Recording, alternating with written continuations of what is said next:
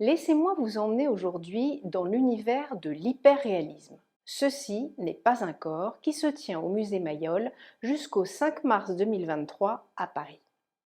Alors même si cette exposition est la 13e étape de sa tournée itinérante depuis 6 ans, de Bilbao à l'Australie en passant par l'Azerbaïdjan et Taïwan, cette fois-ci cette exposition est présentée au musée Mayol, ce qui prend tout son sens et je vais vous expliquer pourquoi. Les sculptures et installations sont, il faut le dire, présentées de la meilleure manière qu'il soit. Mise en scène et éclairage. Et vous savez que je râle souvent sur ce point dans les musées et les expositions. La scénographie invite le spectateur à ne pas être passif, il est acteur et voyeur. Acteur car vous le ferez aussi, vous vous sentirez impliqué de facto avec les sujets présentés qui, au-delà du corps, invitent à la réflexion sur notre société. Mais voyeur également, car vous vous contorsionnerez pour observer de plus en plus près et pour tenter de décrypter, décanter la problématique posée par l'artiste. Après avoir pris vos billets, vous montez un escalier en colimaçon, comme le début d'un parcours initiatique, et là, premier choc. C'est avec un sursaut que vous verrez une jeune fille boudeuse, le visage caché sous son sweatshirt, face au mur.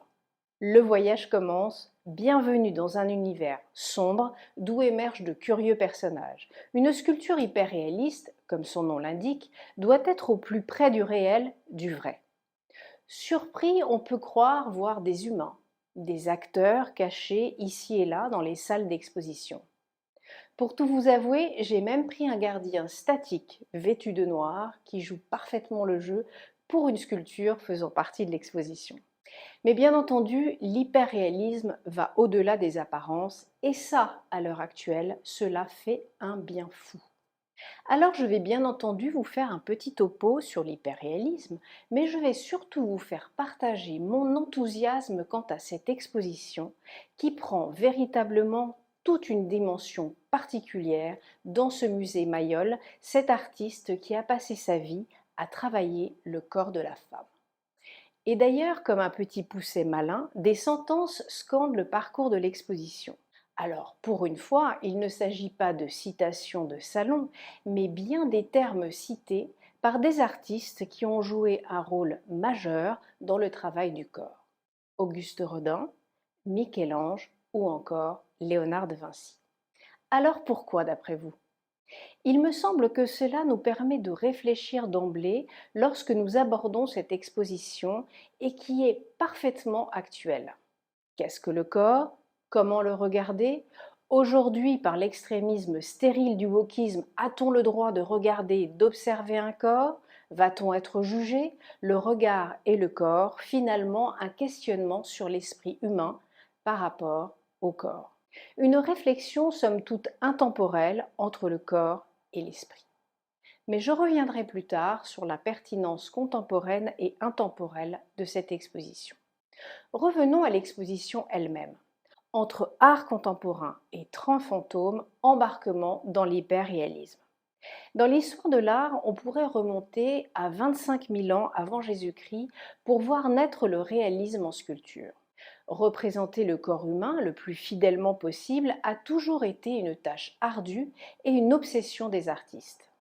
Beaucoup plus près de nous, le débat sur le réalisme a provoqué de grands scandales. Souvenez-vous, je vous avais parlé dans l'une de mes courtes vidéos thématiques de Rodin, qui au début du XXe siècle avait été accusé d'avoir fait un moulage sur un modèle pour la sculpture L'Âge des Reins, si réaliste. Il est aujourd'hui reconnu comme un chef-d'œuvre. Il faut remonter aux années 60 pour trouver les racines du mouvement appelé hyperréalisme. Des artistes tels que Dwayne Hanson, John DeAndrea et George Segal, dans le sillage du pop art et fatigués de l'abstraction qui domine aux États-Unis, décident de reproduire le plus fidèlement possible des personnages de la société contemporaine américaine. Ils détournent ainsi l'image du corps parfait véhiculé par la publicité et la société de consommation qui est en vogue dans ces années-là.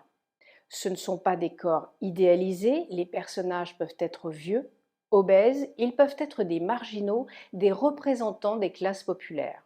Dans l'une des premières salles, on croise des ouvriers.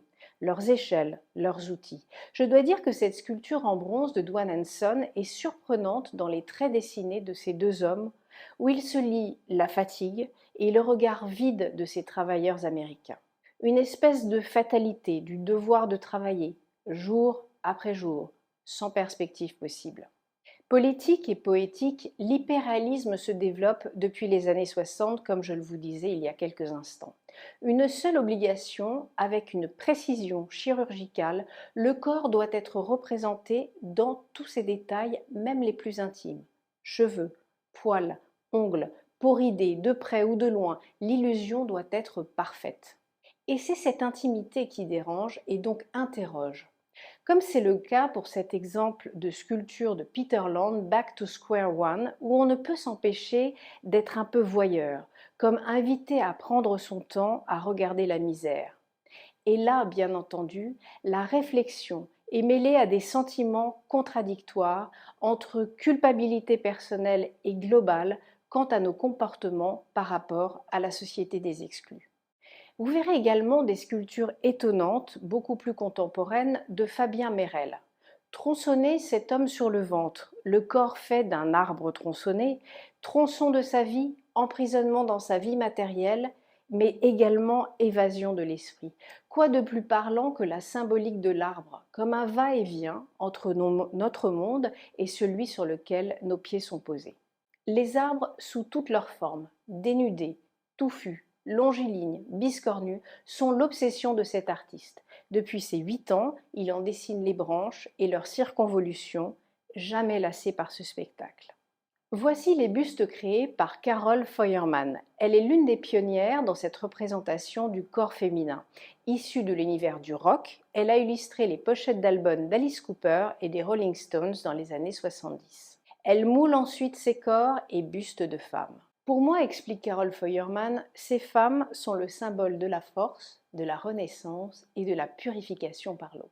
Exactement comme Vénus émergeant des flots, nous confie-t-elle. Elle explique que les détails de la peau, la marque du maillot qui s'enfonce un peu dans la peau, signent le niveau de réalisme et ainsi nous savons très bien qu'il ne s'agit pas d'un modèle, mais du moulage d'une personne réelle, ajoute-t-elle. Comme je vous l'ai dit, donc cette première partie est dédiée entièrement à l'hyperréalisme pour donner suite au premier étage aux collections permanentes du musée Mayol avant de regagner la fin de l'exposition au rez-de-chaussée pour clôturer le parcours initiatique entamé. Alors comme je vous le répète souvent, il faut toujours aller faire un tour dans les collections permanentes d'un musée. Mais là, quelle ne fut pas ma surprise? Ce que le petit Pousset malin avait jalonné sur mon chemin dans la première partie de l'exposition, tout d'un coup m'est apparue une révélation. Je me permets tout d'abord d'ouvrir une parenthèse essentielle sur les tableaux de Mayol que l'on n'a pas vraiment l'habitude de voir. Là encore, on classe Mayol surtout comme un sculpteur et dessinateur, mais loin s'en faut. Je vous invite grandement à prendre le temps de vous asseoir dans cette première salle et regarder attentivement les tableaux de Mayol. Mais revenons sur notre propos, le corps. Et oui, vous l'aurez compris, en pénétrant dans ces salles dédiées à Mayol, le corps de la femme est partout et certaines sculptures faisant partie de l'exposition actuelle apportent un contrepoint. On retrouve d'ailleurs ici un buste de Carole Feuermann au milieu des sculptures du maître des lieux, Aristide Mayol, mais un siècle après leur création. La même recherche sur le corps féminin et le face-à-face avec l'ultramoderne ravive la modernité de Mayol. La rencontre entre Mayol et les sculptures hyperréalistes est détonnante. Contrairement aux hyperréalistes, Mayol ne cherche pas à imiter fidèlement le corps humain. Il le stylise, le simplifie, use de la géométrisation pour parvenir à l'harmonie.